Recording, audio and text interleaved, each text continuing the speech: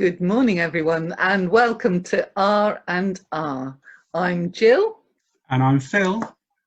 and we're here to share with you a book, a film, and a song, but not necessarily in that order. So R&R, you can decide what it stands for, and we've got our own take on that. Anyway, so Phil, you've got a film for us, I believe. Yep. So I'm going to recommend. This is my favourite film of all time. It's Sister Act from 1993, starring Whoopi Goldberg. I'm not going to lie to you. Quite a lot of my theology about evangelism comes out of Sister Act. You've got the Bible, Sister Act, the Chronicles of Narnia. Those are the three pillars of my theology. So yeah, I love Sister Act. If you've not seen it, why not? But if you go and watch it, it's a musical. Well, there's much debate about it. I don't consider it a musical, but everybody else does because it's got lots of songs in it.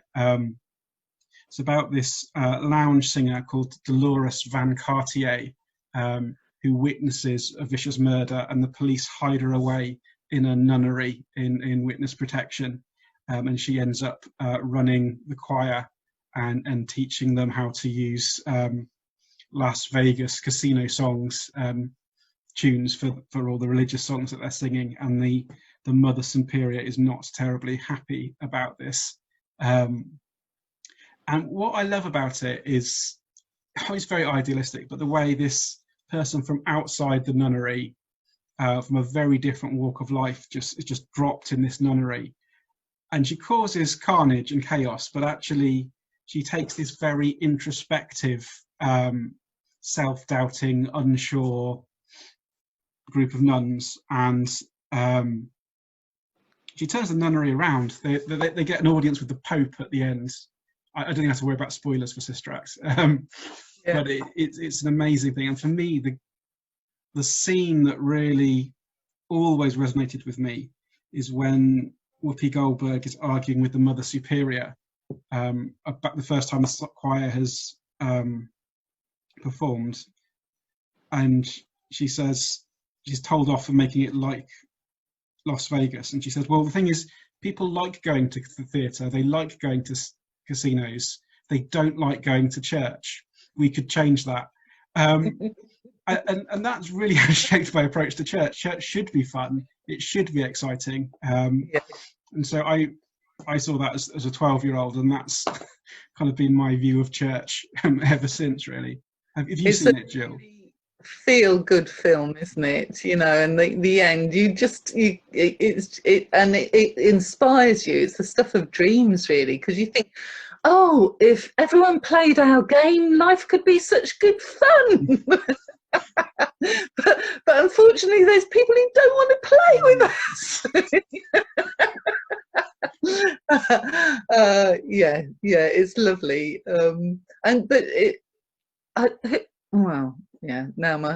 We don't know. Whoever wrote it, you know, they knew what they were doing, didn't they? Yeah, there's a rumour there's Sister Act 3 coming out. But it's very idealistic, but sometimes you need to embrace the idealism and go with it and be inspired by it. So have you got a book for us, Jill? I have got a book. Now this, again, it won't be everyone's cup of tea, but it might be some of yours. It's called The Wild Gospel, and it's by Alison Morgan. She's a well-known author and speaker, and she lived in Africa for a while, but she's part of Resource, which is the Anglican movement for renewal in the churches. And this Wild Gospel, when the book came out, it received lots of rave reviews, and it's a really wonderful read, because it gives us an overview of really the demise of the church and how we have ignored the culture that we're in, sort of at our peril, and we've stopped being relevant, really. So I'm just going to read this synopsis, because otherwise I'll just talk a lot of stuff that doesn't get to the real heart of it. A pivotal look at the impressive power and reach of the gospel, even in these times of doubt and skepticism. Alison Morgan has a theory: just as our culture has lost touch with the gospel, so the church has lost touch with the gospel's power. I think that's, it's quite a challenging read. Instead of being powerful and life-changing, the gospel has become something tamed, packaged, and institutionalized. The wild gospel shakes the church out of its lethargy by reminding it of the wild spirit and raw power of the biblical narrative. The author takes a look at how the gospel truths relate to today's changes and opportunities. With penetrating insights into both culture and scripture, the wild gospel is a call to return to the radical and vibrant power of the gospel's message. So it sort of takes us straight back to Jesus, and but she's very learned, so they're not empty theories. She assesses the culture in the gospel, she assesses our culture, and she also assesses the culture of the church, and anything that tames what Jesus came to do, she's quite critical. So John Drain, who's a modern theologian, he says, an amazing book offering an insightful analysis of 2 millennia of Western and Christian history while addressing the needs of people in the 21st century, deeply rooted both in the Bible and in human experience and full of stories. It offers a way of engaging with the Christian faith that is intellectually well-grounded and personally enriching. So I read it, some years ago, well, a couple of years, no, more than that, probably about 5 years ago. And the impact of it has stayed with me, that the gospel is powerful and life-changing if only we allow it to be, if only we allow room for God's Spirit to work in our lives. I think that's all I want to say. It sounds like a really good book. I will be scouring the second-hand book places online to have a look at that one, I think. You can borrow this one if you like, but yeah. Okay, so we've done a film, a book, so now we have a song. Phil, have you got a song for us? Yes, so my song this week is Common People by Pulp. Yeah, sorry, I got confused there. I was trying to remember if the band was called Pulp or Common People. Pulp, Jarvis Cocker. And it's a song, as you said, it's kind of biographical in that when he did in an interview, he didn't have the imagination to make up songs. So it's based on a real person who really did come from Greece to study art at St Martin's College.